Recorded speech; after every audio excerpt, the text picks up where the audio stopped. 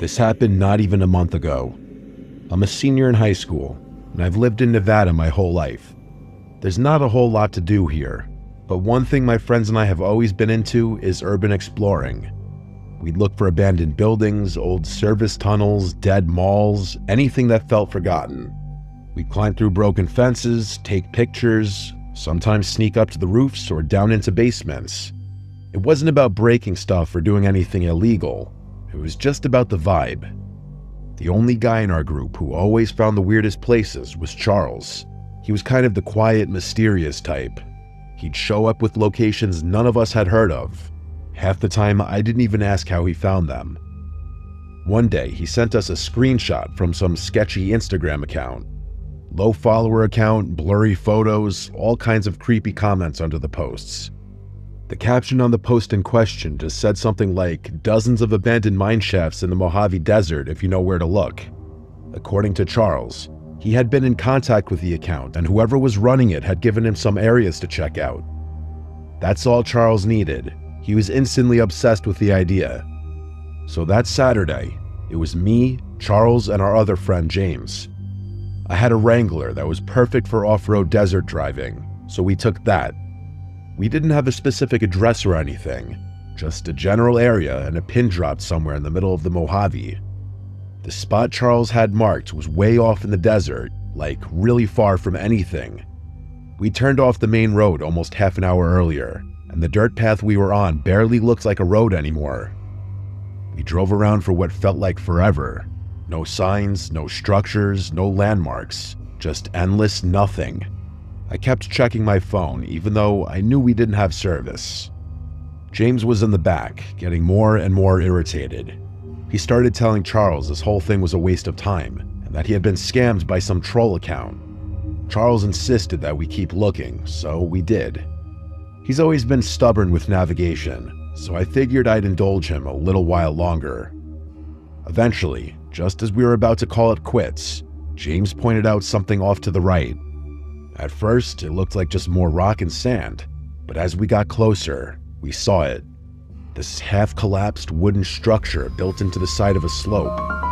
Part of the entrance looked like it had been caved in, but you could still see a dark hole behind the support beams. It wasn't huge, but it was definitely man-made, definitely a mine shaft. Charles didn't say anything at first. He just pulled out his phone, opened the offline map he'd downloaded when we still had service, and dropped a pin on it. Then he turned to James and said, "Told you," to which James said he just got lucky. But even I had to admit, it was kind of crazy. We'd been driving in circles out in the middle of nowhere, and somehow, we'd actually found one. I parked a few yards from the entrance, just off to the side on a flat patch of dirt. We all climbed out and geared up. Charles had even brought masks for us to wear. The three of us walked up the mine, and it looked even sketchier up close. Charles picked up a rock and tossed it in. We waited. A few seconds later, we heard it clang 3 times, then nothing. It was really deep. Charles looked back at us and said if we tripped on the way down, we were probably dead. We started the descent. Luckily, the shaft wasn't a straight drop. It sloped down at a steep angle, but not enough that we had to climb hand over hand. The ground was loose and uneven, and there were old wooden beams lining parts of the wall. Surprisingly, they seemed pretty sturdy. The deeper we went, the colder it got, and quieter. It was really eerie down there. We couldn't even see any light coming through from the entrance anymore. Eventually, we made it to what felt like the bottom. The shaft leveled out and opened into a wider tunnel that branched off in a few directions. It looked exactly how you'd imagine. Old support beams every few yards, rusted rails half buried in dirt, and a thick layer of dust on everything. There were scraps of wood and metal scattered around, maybe parts of old carts or tools. It smelled kind of stale in there, if that made any sense. Honestly, I didn't realize how much of a blessing the masks were until that point.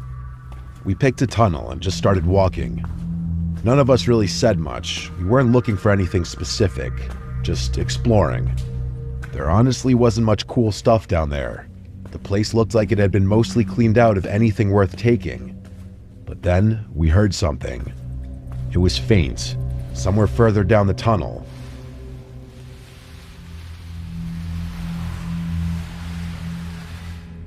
It sounded like something being dragged. At first, I thought I imagined it, but I looked over and saw Charles had stopped too. James motioned for us to turn off our flashlights, so we did. We just stood there in total darkness, listening. The sound came again. It was a sort of scraping sounds, like metal or maybe even wood being dragged along the ground. It was hard to tell with the echo, but it seemed like whatever it was getting closer. We stood there in the dark for maybe 30 seconds, maybe a full minute. It was hard to tell. The scraping sound kept coming, slowly getting louder. It didn't sound too close to us, but that didn't make it any less terrifying.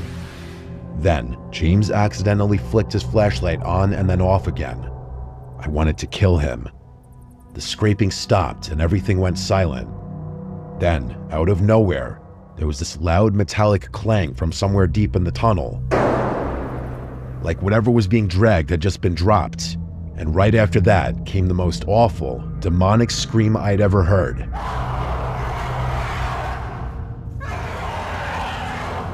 It barely sounded human. We turned and ran, not even caring about how loud we were being. I've never run faster in my entire life. I could hear footsteps coming from somewhere behind me, and I thought I was going to have a panic attack. I was in the back trying to keep up, and then I tripped on something.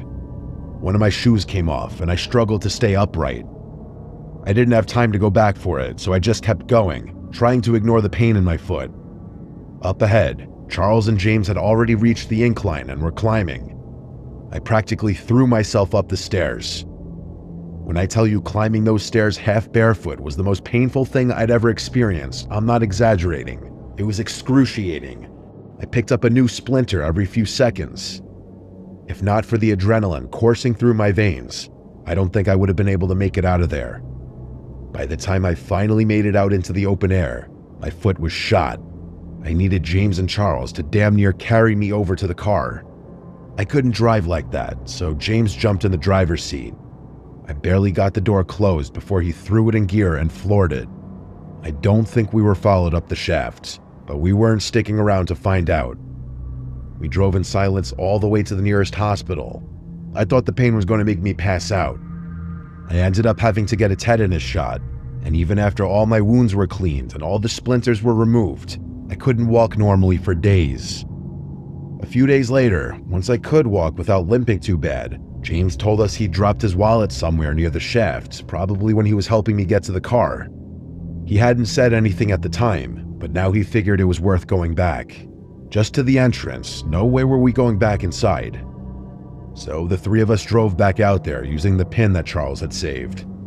Obviously, James's wallet was nowhere in sight, but we did find something. My shoe. It was sitting a few feet from the mine's entrance. I cautiously walked over to it and picked it up. It was torn up, like someone, or dare I say something, had bitten into it.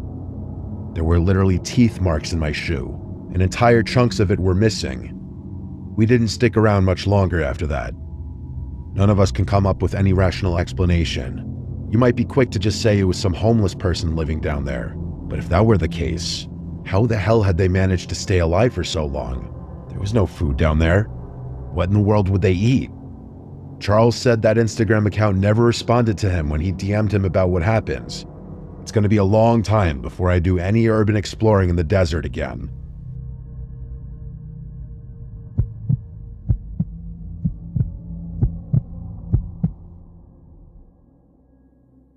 I've always been a rugged kind of guy. I've always loved the outdoors, and a vacation to me is a camping or fishing trip, not some extravagant excursion to some resort or something. My girlfriend of 6 months shares my love of nature. That's probably one of the main reasons we started dating, if I had to be honest. A couple weeks back, Tiki and I decided to do something a little different. We drove out to the desert to camp for a few days. We'd both done forests, mountains, lakes, all that, but neither of us had really experienced the kind of open, silent, dry isolation the desert offered. It just felt like something we had to try at least once. One of the main reasons we landed on the desert, too, was the stargazing. That's something we both love. probably more than anything else. Even back when we first started dating, we'd take drives out past town just to lie in the hood of the truck and watch the stars. So when we read that this spot was far from any towns or light pollution, it was basically a done deal. I found a place online that was supposedly remote but legal to camp on. No amenities, just open land, some fire rings, and stars. Sounded perfect.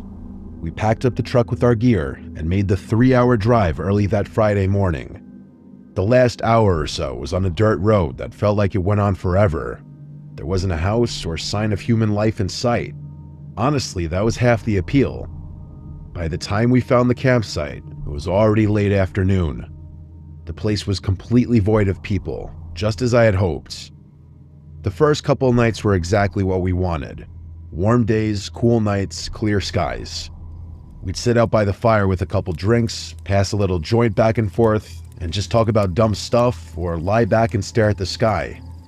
Not having a schedule or any distractions was really refreshing. And yeah, we'd fool around a bit in the tent. That was all part of the fun too. It felt good to be disconnected. Both nights though, we heard something strange. Not close, just somewhere way out in the distance. It was this low, drawn-out sound, like a howl or a moan.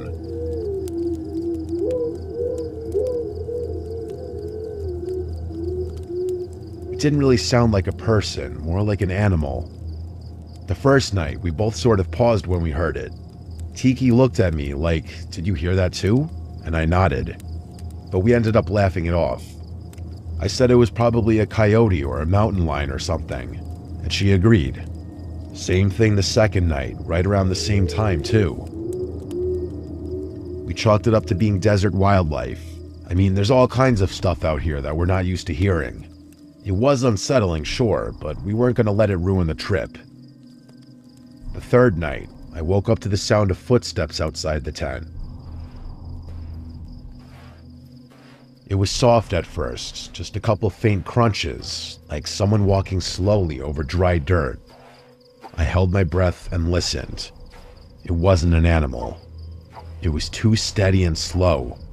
I didn't move. I wanted to grab the flashlight, wake Tiki up, and say something, but I couldn't. I was frozen. My heart was pounding and every muscle in my body felt locked up. The steps didn't go around the tent. They just stopped a few feet away, and for a long time, there was nothing but silence. I stared at the ceiling of the tent, barely blinking, waiting to hear something else. But whoever or whatever it was didn't make another sound. I waited there for God knows how long, praying they'd walk away. But then, out of nowhere, I heard a flick. That sharp, unmistakable sound of a lighter. A small orange glow appeared through the fabric of the tent, maybe waist height, a few feet off to the side. Whoever was out there held the flame steady for a few seconds, then started waving it around slowly. I didn't move. I just stared at it, trying not to make a sound. And then the flame got bigger, way bigger. It went from a flicker to a glow, like they'd lit something, a torch maybe. Then, without warning, the person dropped whatever they were holding. I heard it hit the dirt with a dull thump, and a second later, the side of the tent lit up. The heat came fast, way faster than I expected, and within seconds, the fire started spreading. That's what finally snapped me out of my haze.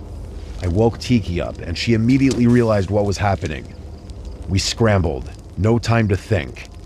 We started tossing our stuff out of the tent and onto the dirt. I'm not even sure we got everything. We sprinted out of the tent while the fire spread.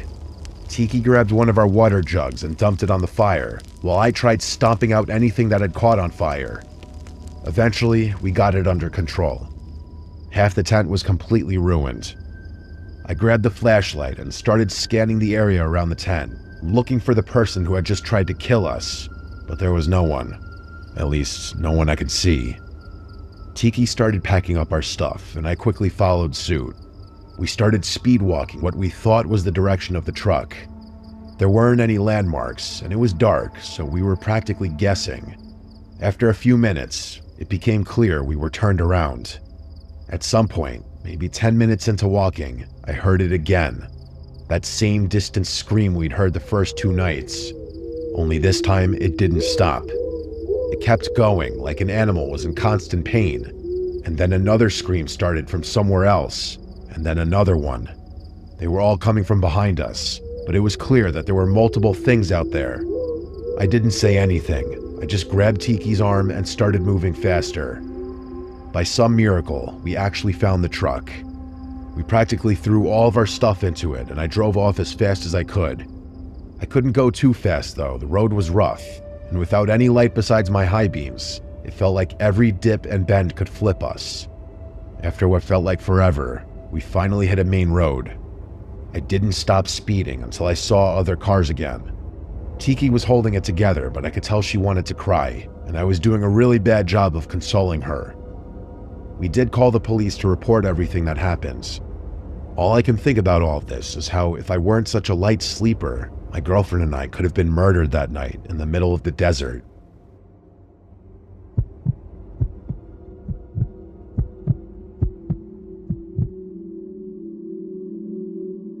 This is important context for what I'm about to tell you, so I'm going to start here.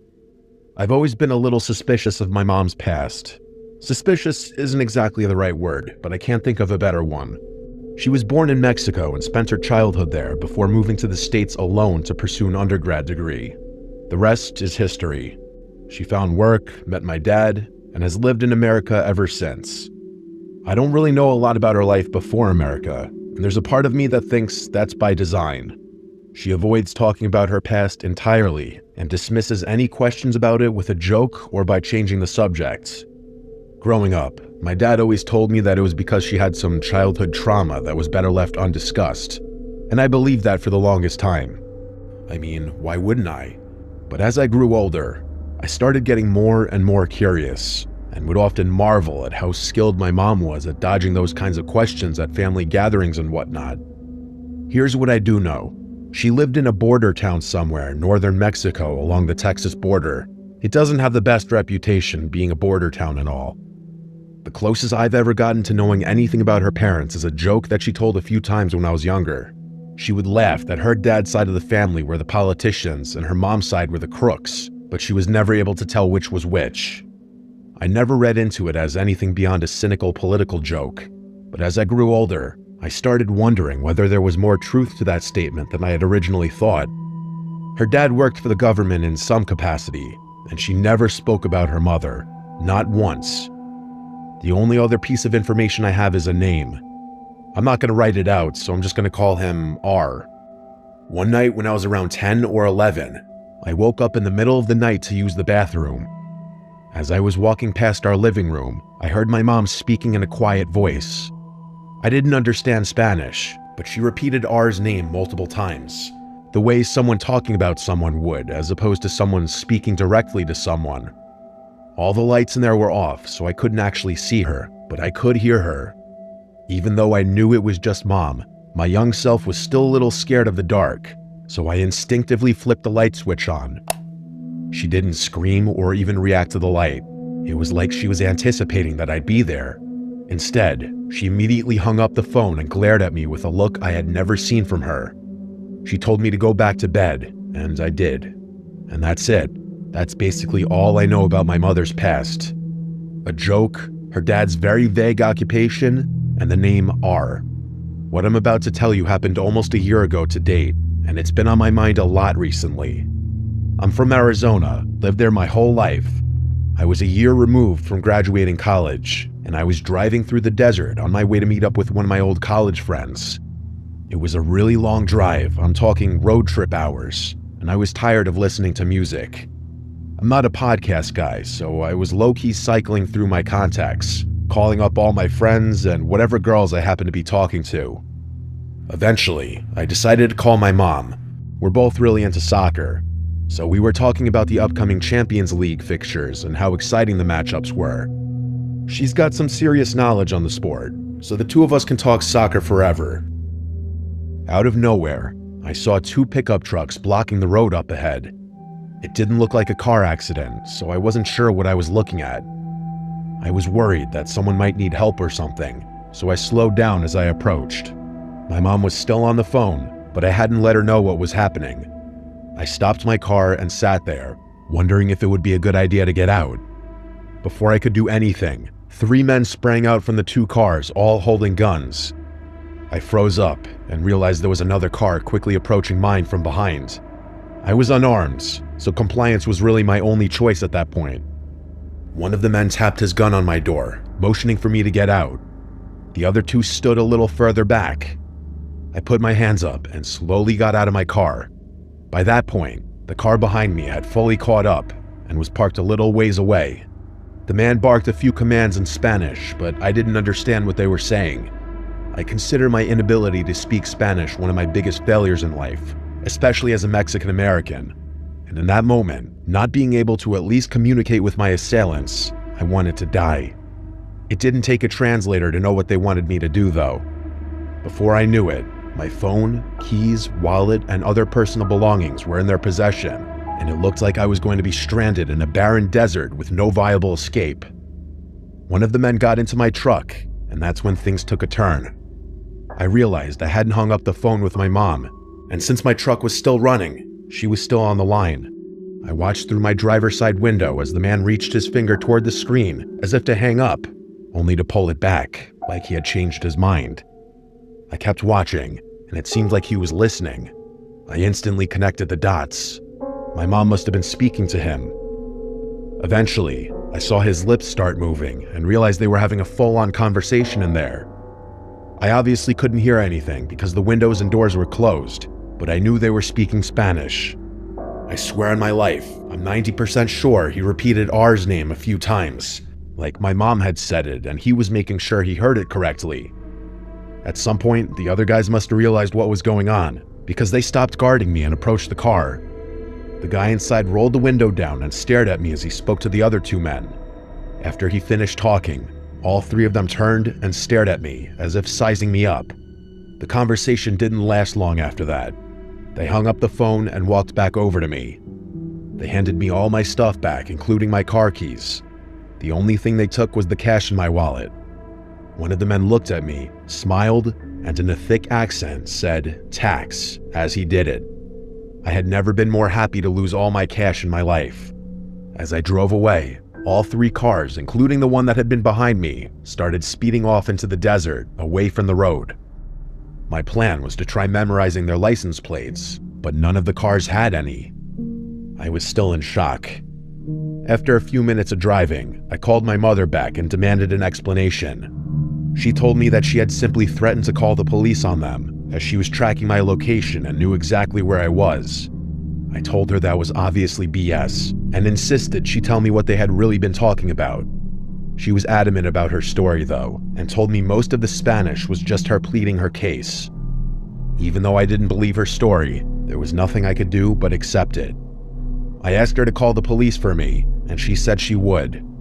Eventually, we ended the call, and I drove the rest of the way in complete silence. In all honesty, I blocked that experience out of my mind for as long as I could, but over time, I just couldn't anymore. I'm becoming more and more sure that my mom had some kind of tie to a Mexican gang or a cartel growing up. And even scarier, maybe that tie didn't end when she left Mexico. She knows I'm not stupid, so I don't know how much longer she expects to keep this charade up. I feel like I should just straight up ask her, but I'm really worried about what kind of tension that might create. Or worse, what kind of world I might be getting myself into should she tell me the truth.